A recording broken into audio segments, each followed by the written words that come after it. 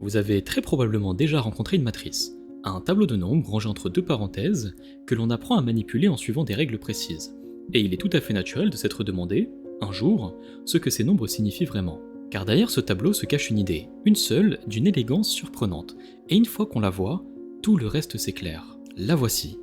Une matrice n'est pas réellement un objet, c'est plutôt une action. Elle décrit une manière de transformer l'espace tout entier, de le faire pivoter, de l'étirer, et même de le retourner. Et c'est ce point de vue que je voudrais partager avec vous, et vous verrez qu'à partir de lui, le déterminant, l'inverse, la trace, tous ces termes qui intimident, cessent d'être des recettes à mémoriser pour devenir presque évidents. Alors si vous êtes prêts, commençons. Tout d'abord, posons le décor afin de parler de la même chose. Voici une matrice. Pour l'instant, ce n'est qu'une grille de nombres. Elle possède des lignes, ici deux, l'une au-dessus de l'autre, et des colonnes, ici deux écolements, côte à côte. Deux lignes, deux colonnes, on parle alors d'une matrice 2 par 2. Il en existe de plus grandes, mais celles-ci nous suffiront. Elles contiennent déjà toute l'idée, et l'on peut les visualiser sans effort. Pour le moment, donc, ce ne sont que 4 nombres dans une boîte. Mais voici la vraie question, celle qui va nous occuper. Que représentent ces 4 nombres? Que font-ils concrètement? Eh bien, c'est ce que nous allons construire pas à pas. Pour y répondre, introduisons deux vecteurs particuliers. Un vecteur, ce n'est rien d'autre qu'une flèche, une direction, munie d'une longueur. Donc ne nous laissons pas intimider par ce mot. Représentons donc le plan comme une grande feuille quadrillée. Le premier vecteur, que l'on note I, part de l'origine et avance d'une unité vers la droite. Le second, noté J, part de l'origine et monte d'une unité. Un pas vers la droite, un pas vers le haut. Voilà nos deux unités de mesure et nos deux briques élémentaires. Ce qui les rend essentielles, c'est ceci. À partir d'eux seuls, on peut atteindre n'importe quel point du plan. Prenons ce point à droite par exemple. Pour l'atteindre, on avance de 2 pas vers la droite, 2 fois I, puis d'un pas vers le haut, une fois J. Ce point est donc très précisément 2I plus 1J. Donc retenons cette idée car elle est la fondation de tout. Chaque point du plan n'est qu'une combinaison de nos deux vecteurs I et J. Nous arrivons à présent à l'idée centrale, sans exagérer le cœur de toute l'algèbre linéaire. Prenons le temps de bien la poser. Transformer l'espace à l'aide d'une matrice, cela revient à déplacer nos deux briques I et J vers de nouvelles positions. Et voici ce qui est remarquable. Les nombres de la matrice ne sont rien d'autre que les coordonnées de ces nouvelles positions. La première colonne indique où atterrit I, la seconde indique où atterrit J. Une matrice, au fond, ce sont deux destinations, écrites l'une à côté de l'autre.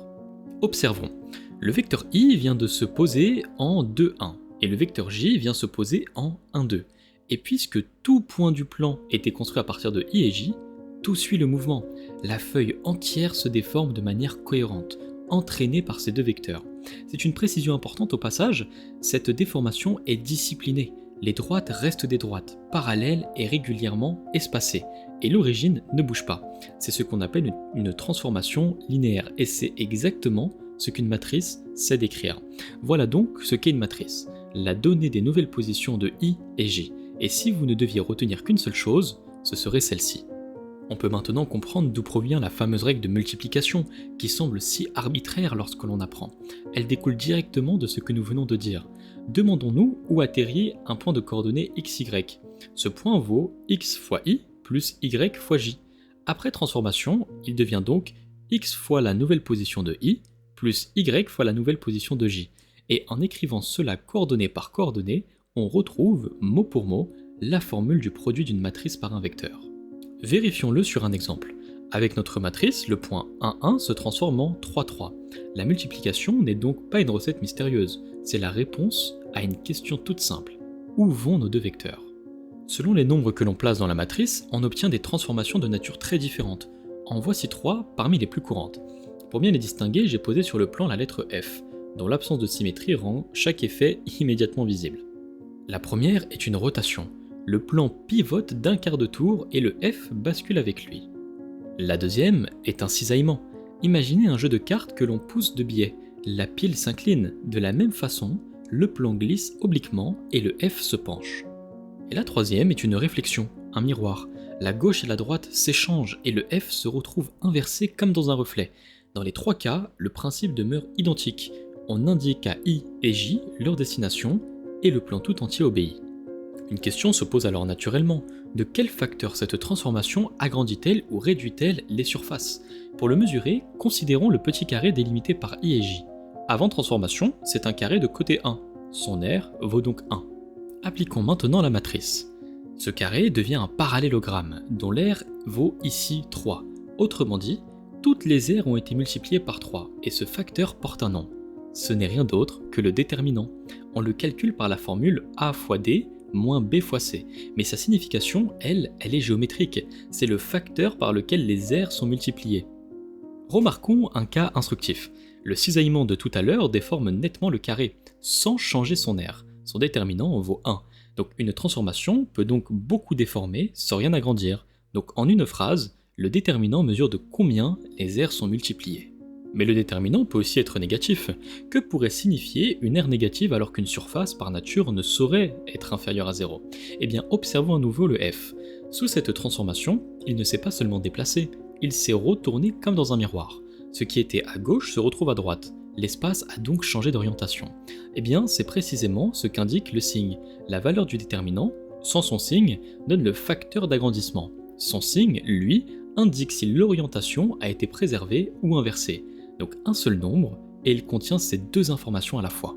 Le cas le plus instructif est celui où le déterminant s'annule. Puisqu'il mesure une aire, un déterminant nul signifie qu'il ne reste plus aucune aire.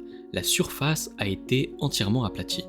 Observons, le plan tout entier s'effondre sur une seule droite. Toute une étendue à 2 dimensions vient de se réduire à une simple ligne, comme si l'on écrasait la feuille jusqu'à n'en faire qu'un fil. Et cela entraîne une conséquence essentielle. Ces deux points, distincts au départ, se retrouvent après transformation au même endroit.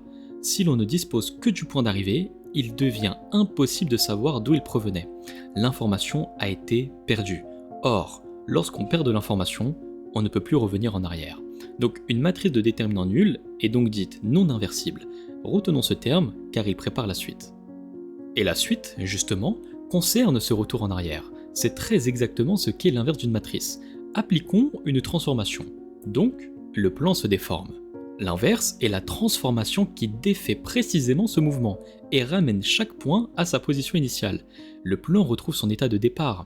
Donc appliquer une matrice puis son inverse revient donc à ne rien faire, à laisser l'espace intact. Et cette transformation neutre porte elle aussi un nom, l'identité. Alors voici la formule de l'inverse pour une matrice 2 par 2. Une seule chose mérite notre attention. Elle commence par un divisé par le déterminant. Si le déterminant est nul, on se retrouve à diviser par 0, ce qui est impossible. On retrouve ainsi, par le calcul, ce que la géométrie nous avait déjà montré.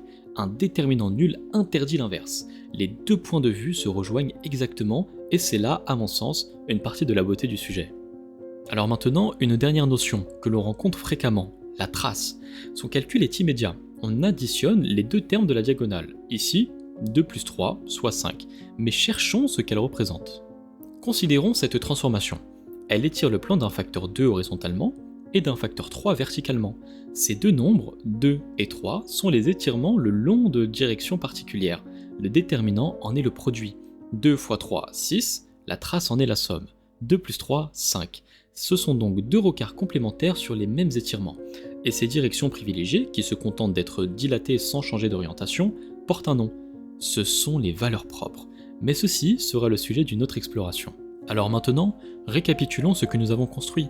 Une matrice n'est pas un tableau de nombres, c'est plutôt une transformation de l'espace. Ces colonnes indiquent où atterrissent les vecteurs i et j. Le déterminant mesure le facteur d'agrandissement des aires et son signe, l'orientation. Un déterminant nul signale un espace aplati, et donc l'absence d'inverse. Et l'inverse est la transformation qui annule la première, d'où la division par le déterminant. Et la trace, somme de la diagonale, est la somme des étirements. Alors, désormais, devant une matrice, vous ne verrez plus une simple grille de nombres, mais un espace prêt à être déformé. Et c'est, je crois, une bien plus belle façon de la regarder.